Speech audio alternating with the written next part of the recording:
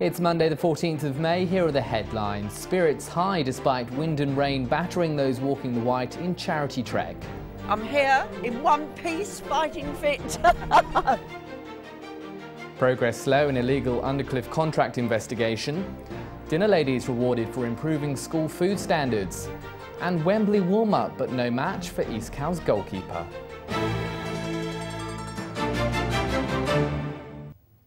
Good evening, welcome to the programme. It's a big enough feat in the sunshine, but as thousands of walkers woke early on Sunday morning to the sound of torrential rain, you could forgive them for thinking about rolling over and going back to sleep. Some did, thousands didn't. Organisers say despite the weather, it was a record turnout. The 17th annual Walk the Wight was going to be a memorable one, not just for the predicted record turnout, but also for the weather. But a stiff English upper lip and hard determination meant thousands donned their boots regardless, not letting the foul conditions dampen spirits. Well, it's been absolutely unbelievable. Who would think that this many people would turn out on a day like today? We've gone from absolute torrential rain to quite windy, but quite nice now, you know, compared to what it was at 12 o'clock when all the children were walking through, bless them. But no, very pleased with the turnout. This is the 17th year and I think this is the worst year we've had. I mean, yesterday we were at Allen Bay setting up all the barriers. We were here till 6 o'clock last night and beautiful. And we're all saying, what perfect weather. And then we got up this morning, but just can't say thank you to the people that have turned out today. The halfway stage proved popular for many who chose to take up the challenge as the rain eased and the sunshine promised to break through. But as the hardy walkers dried off, they were then battered by what many described as gale force conditions on the downs as walkers valiantly continued to the Needles. And with the finish line in sight, many were just relieved to have made it. It's not really nice to see everybody up there, you know, get together, and the weather didn't seem to bother them. It was brilliant. It's so soggy. That's my only record to prove that I've done it all. And it really is yucky. But it was good, it really was. But the wind up on the top, it must be a 4, 6 or 7. Gosh, but anyway, I'm here in one piece, fighting fit. Oh, I'm going to have a lovely cup of tea. Great English custom, that. Bye.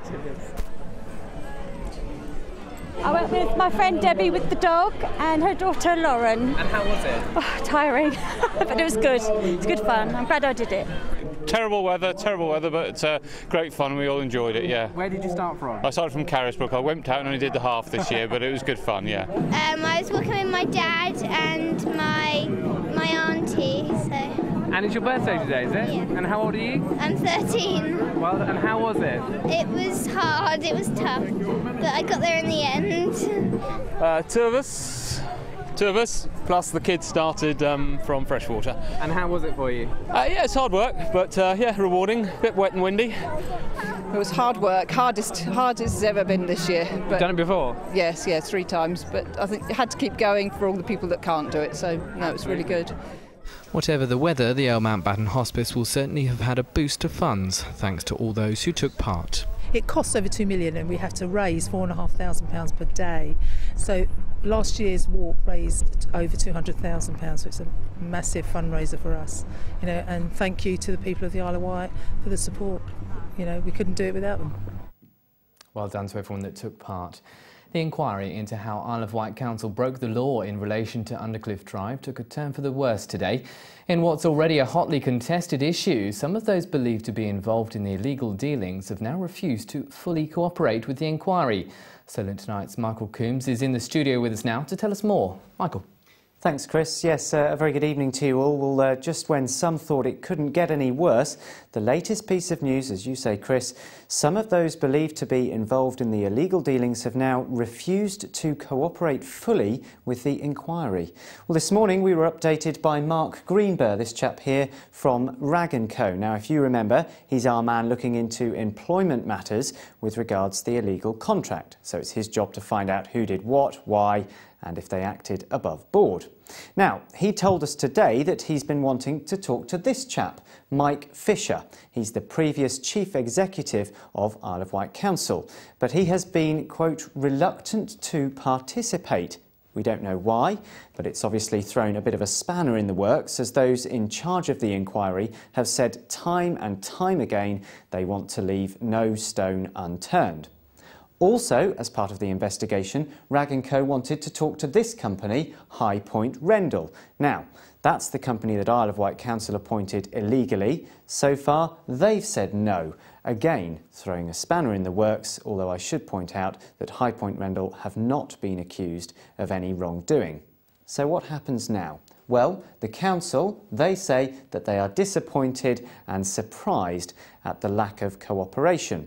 Rag & Co, well, they say that they'll continue to trawl through all the paperwork to find out more.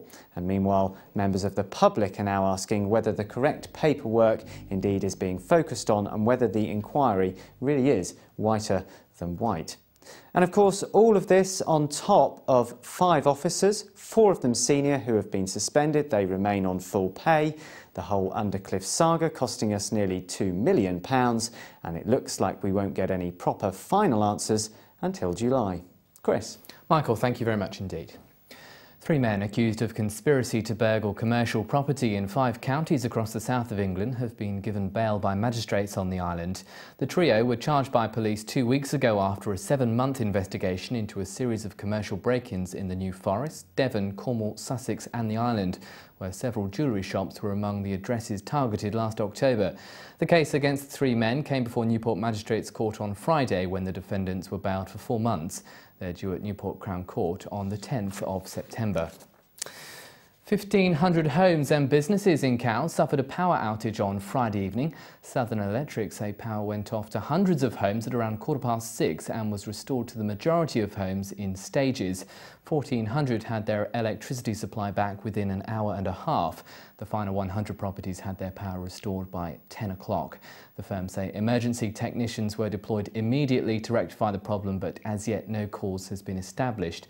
An investigation has been launched by the firm, who say the main underground cable supply is at the centre of their inquiries. Dozens of staff who prepare school meals for island children have enjoyed a night off from kitchen duty.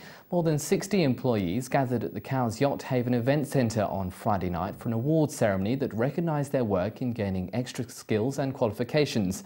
Dinner ladies and kitchen supervisors tasted success for their role in the national campaign, inspired by celebrity chef Jamie Oliver, to make school meals healthier. Solent TV spoke to some of those involved with the ceremony, which went ahead despite a power cut that plunged parts of the Yacht Haven into darkness.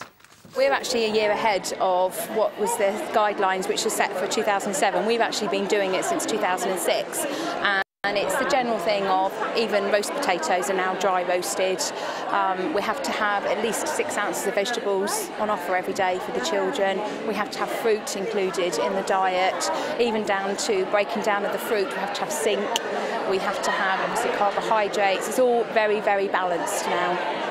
It has been extremely difficult. It's shown with our sales actually went down because a lot of people were like, oh my goodness, what's happening to our chips? Where's our pizzas? Where's our burgers, etc., etc. And we've had to really launch the healthy eating across the island and basically educating the children and the parents to seeing that this is what's needed now. And we've turned the tables and we're actually building it back up again now. I think the biggest thing within the schools is it's the old cliche. I think institutionalised is a word that they would use. But I actually think over here on the island, they are far ahead of the mainland and what they're doing, and they are very, very good indeed. And I've found that what I've come to do and teach them or come and show them has been much less than I expected to when I first came across onto the island. I think it was about confirming what a lot of people knew already, to give them qualifications that they knew what they were talking about, and then supporting them in terms of the preparation with the food on the plate. And it's been about forming a partnership between the schools and the caterers and the children and young people that have the meals. I think it's just the children are actually beginning to enjoy the different varieties that we do offer, and I think they're actually gobsmacked in the fact that pizza is still on the menu, chips are still on the menu, because there is no such thing as unhealthy food, it's an unhealthy diet, and as long as you've got the balance, and we have to look at it across the week, then, you know, the children actually see that, wow, we can have that still, as long as it's within reason. Good for them, soldering on through the darkness there. Now, the Isle of Wight Council says engineers have found the leak at the Heights swimming pool in Sandown. The council-run facility was closed for the best part of last week after it was discovered that 4,000 gallons of water had been escaping from the pool every day. Specialist equipment was brought in to trace the leak, which was found and fixed last Friday. The problem was located in the pool's pipework, and the area is being left exposed for another week to ensure that there are no other leaks contributing to the problem. The council is expected to release a statement on the progress tomorrow. We're taking a short break now, but still to come in the second half of Solent Tonight. An emotional day for goalkeeper's family as he follows Wembley dream. Hold the tears back if you like. You know, I'm feeling for him, but really happy for him. You know, I'd like to be doing it, let's put it this way, and a lot of other people would like to be doing it as well.